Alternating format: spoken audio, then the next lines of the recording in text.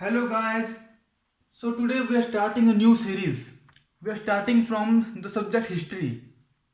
We'll cover ancient history, medieval history, modern history, and we'll also cover some topics of world history that are important for the mains perspective because UPSC prelims the world history is not present in the syllabus.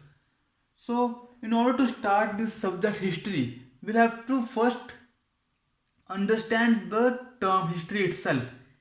The term history is of Greek origin, that means to inquire, to ask. The basis of this subject, it is based just on curiosity, like to go in the roots, like how things came to be, how they are today in present times, what are the origins of the things, how the political system, the social, the economic, how these all systems came to be, like they're in the now present form. Was the governments, was the democracy always like this? If not, then from where and how it all started? This is the basic principle that is driving all the research, all everything behind this subject history. And I would also want to make clear one point here. I also tell you a little bit about the associated sister subjects like history, and there is numismatics. Numismatics is just the study of coins. Studying history through coins is numismatic. It is like researching just on the old coins and metal stuff that is being found by archaeologists.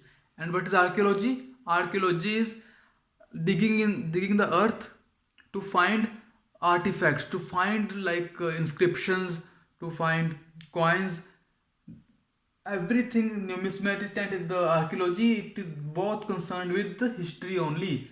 We construct history based on the stuff that we find from inside of the earth or from the proofs, from the records that we find from various places. So let's see. So the question that comes to the mind of each and every aspirant at some point of time in their life or in the preparation is, why should I study history? It is so boring. This boring thing I have heard from a lot of students. I do not understand why do they think so, but many people say history is boring. But the actual reason I think is the subject is not boring. The way it is being taught in schools or the way it has been taught to you by your teachers, the method was wrong. The reason can be the teachers or the experts who are telling you, they themselves are not aware of the beauty of the subject, or they do not know the method, the way to make it interesting. I'll try it in this video to make you understand why history is actually an interesting subject, and why should I study it. So the long answer is, it tells us how, when and where cultures developed, how everything around us started, how our ancestors managed to develop from nomadic hunters to agriculturists and then to modern industrialists, how education, writing, language, science, and knowledge itself began. All these answers, all these beautiful answers can be given by the subject of the body of knowledge that is history. But is this answer sufficient for you, for me, in order for you to be convinced to study it? Let's see. Short answer: it will help you become an IAS officer. That's it, that's all. That is all that you should be concerned of at this point of time. You should be ready to study anything at all, because the reward, because the opportunity that is on stake here is great. If you become an IAS officer, you get the chance to serve the society in a way possible that is not even imaginable in any service, in any way other than being an IAS officer. The motivation itself should be the appropriate reason to study anything, let alone history. Alright, but history is a very interesting subject. Still, I would say on this, just this should not be the reason as well. I wonder why history has given a bad image. It is the most interesting subject, I can prove it to you. Be with me at the end of this course, even you will say the same. Alright, let's see. First, so in order to, why most of the teachers or the mentors are not able to make history as interesting. The reason is that they're not able to connect the things, because history is nothing but a string of stories. It is not like a scientific subject. You can They are not concepts, they are stories. There's a basic difference between a concept and a story. A concept is something that you can just understand by observing in real life, but a story, it is something that should go in your brain, that you must be able to imagine, like how things are being played out. All right. So I will try to make you understand about history through this map. First, understand the map and timeline. These both things, where and when you understood where and when, then you're able to connect the stories together. If you're able to connect the stories together, then it is history. All right, it is that simple. I have selected this basic map of India before independence, and when Pakistan was all, we were both all the a big huge country, Indian subcontinent. And I'll try to explain you a little bit through this map. So let's see. Now I'll give you a brief overview, brief historical timeline, so that it is easier for you to connect the stories and to remember it for long period of time in your brain. Right? Please see this map carefully. This is Sri Lanka. This is southern India, northern India, Pakistan area, and the northeast India. I hope you have this much at least estimate of the geography of a country. All right. So let's see. These all states that they're there: Jammu and Kashmir, Rajputana area, Merwar area, and Hyderabad, Eastern India area, Balochistan state. These all states have very interesting history of their own. I can tell you an interesting story about this area, Balochistan. You know Alexander the Great. He was a Greek invader, Macedonian actually, who invaded India, and he all the way from Europe he was able to win over the empires that he encountered in his way while coming to India.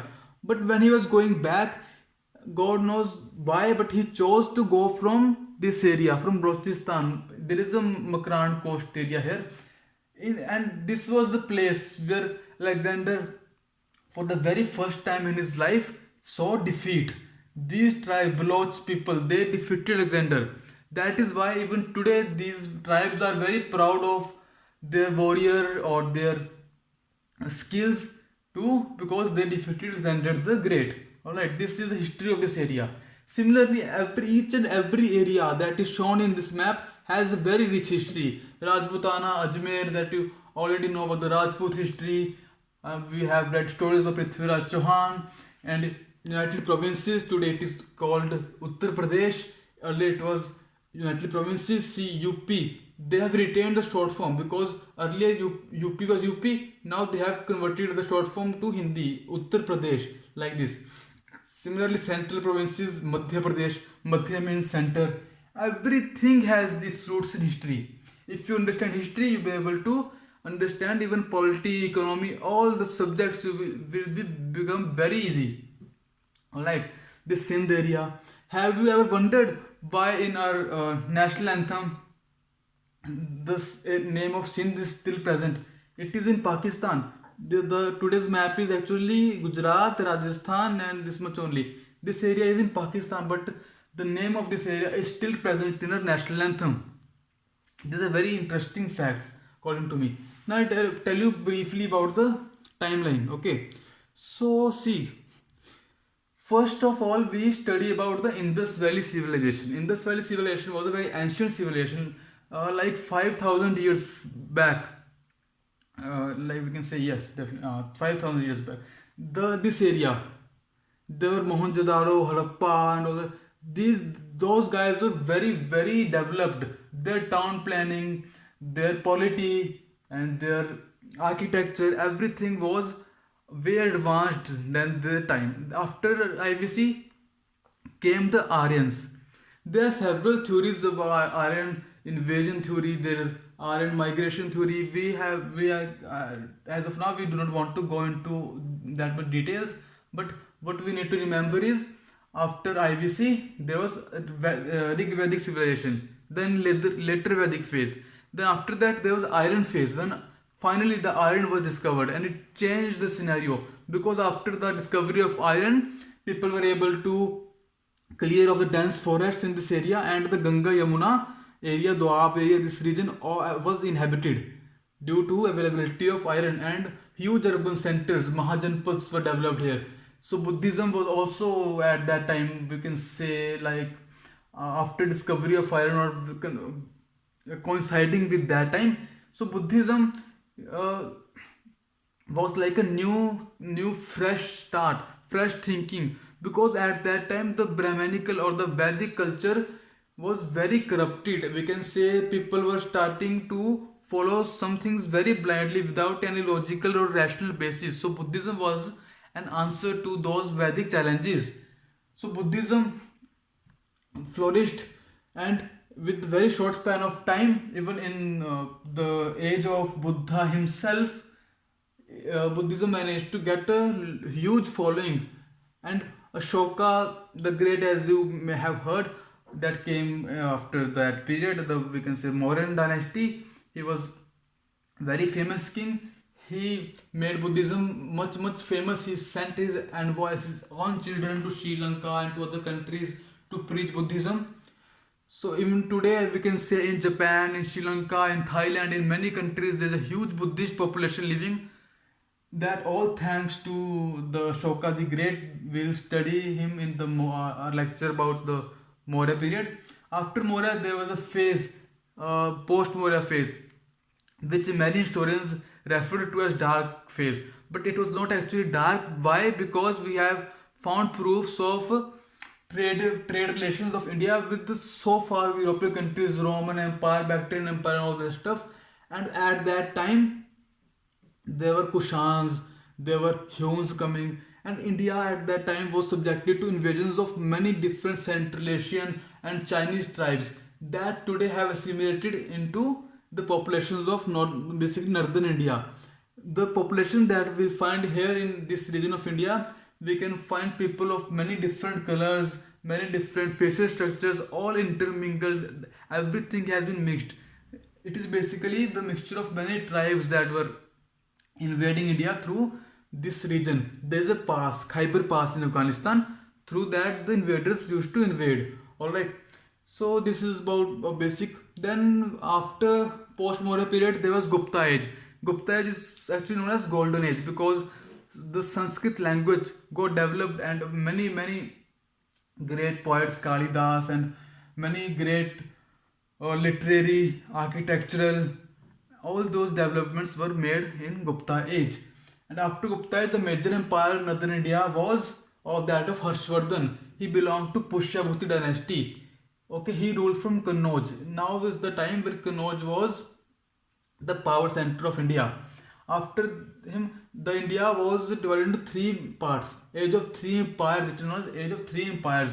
Pratihar, Gujar Pratihar, Palas in this side, and Rashtrakutas in southern side. And in extreme down south here, the basically Cholas were at their epitome. Cholas kings were so great, they led campaigns to the today Singapore, Thailand, Malaysia, eastern this region. Okay, so it is was the epitome of Indian. It was like they were not just creating invasions; they were also very great architects. They have made temples like Bridheshwar Temple, Gangaikonda Cholapuram, Arteshwar Temple, the living Chola temples they are called. They were very large, very dominant, dominating structures they developed, and they even invaded once Ganga.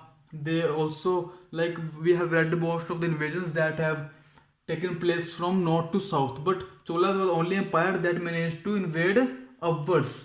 Gangaikonda Cholapuram, there was city also, uh, a temple as well for commemoration of the invasion of northern India. There are very interesting stories in history. If you guys are not able to connect the dots or not able to recall now what I am saying, then it's totally fine, because this is actually just an introductory lecture to just make you feel कि history is actually an interesting subject. That's all. That's the only purpose of this lecture. You guys are not expected to remember anything from this lecture. Just listen to me what I'm telling you. Just listen to the stories, okay? So this is Assam area. It was known as Pragya Jyotishpur. This is Gujarat. It was known as Lata. The name was Lata. Southern Gujarat. Okay. So there's a lot of stuff we'll study different times. Then we were discussing Gupta age, okay. Then Harshvardhan, then three empires. After that, there was Islamic age, and the beginning of Islamic age can be traced to Muhammad bin Qasim in 712 AD, but actually we consider it from 1000 AD when Muhammad Ghori dynasty, then the slave dynasty, Delhi Sultanate, then Tughlaq, Khilji, Lodhis, these dynasties ruled. After that, Mughals came. In Mughals, there was Babur, Humayun, Akbar. After Mughals, Britishers, and for a while, Marathas also ruled a substantial part of India. In this way, we finally got independence from British in 1947. Then started the history of modern India, or the post-independence history, that we will also study in the subsequent lectures. So let's get ahead. Let's continue. So what should we learn from past? We have discussed so much about the past. Now the question arises, what should we learn from it? Not just in India but around the world, many people try to distort historical accounts for their benefits. That is evident, as you can all see regularly in news, this thing happening. I won't mention any specific instances. You are yourself wise enough to understand what I am trying to say here. But history should be used primarily to guide humanity towards welfare by avoiding the mistakes of the past. Mighty empires of Ashoka, guided by ideas of Buddhism more than 2200 years back, is an example of an ancient kingdom choosing peace and harmony over barbarianism and violence. In those times when barbarianism, violence, it was all one very normal thing, it was a norm, it was the way of life. In those times when a king chose such a new thinking, peace, respecting elders, respecting other like religions, being tolerant, all that stuff, it is very, very, we can say, a great thing. Similarly, different rulers, Ashoka, Maharana Pratap, Shivaji, Akbar, every ruler has his own story to be told. We should learn from their life. We should rise above our religious affiliations to learn new stuff. We should all think of ourselves uh, being an Indian before being a Punjabi, Gujarati, Tamilian, or even being Muslim, Hindu, Jain, Buddha. Above everything, we should first feel ourselves Indians to study Indian history from a very neutral perspective. Alright. Now I think we're on the same page. Now I think you also agree with me that history is an interesting subject. Now get to some technical details that are based on our syllabus. Then how will we go about it? How will I try to cover the entire syllabus of history in a very interesting way? Alright, see. History has four parts: ancient India, medieval India, modern India, and art and culture. These division is made according to the relevance of history syllabus in UPSC. Alright. Ancient India and medieval India. Medieval India, very less questions asked in UPSC prelims, one or two questions. That too not every year. Will focus according to their weightage in their respective papers. Like art and culture, many questions are asked from art and culture. Alright. Ancient India, modern India. Modern India is a very important subject. Modern India, it's only this subject's weightage is more than these three combined. Alright. Modern India, many questions are directly asked in prelims and in mains. The questions are asked which are very simple to answer if you have just gone through the basic syllabus once. And I will try to cover the syllabus in the best and most interesting way possible. You won't forget anything after you listen to these lectures that I will be uploading subsequently from now. Alright. So this was it. Thank you for watching. If you found the lecture interesting, please share it with your friends. And this was the first lecture. After this lecture, we'll start a series, and I will upload about Indus Valley civilization. Then I will upload the Vedic civilization. Like this, from in a chronological order, we will cover whole of the syllabus. Please share the video if you like it. Thank you. Bye bye.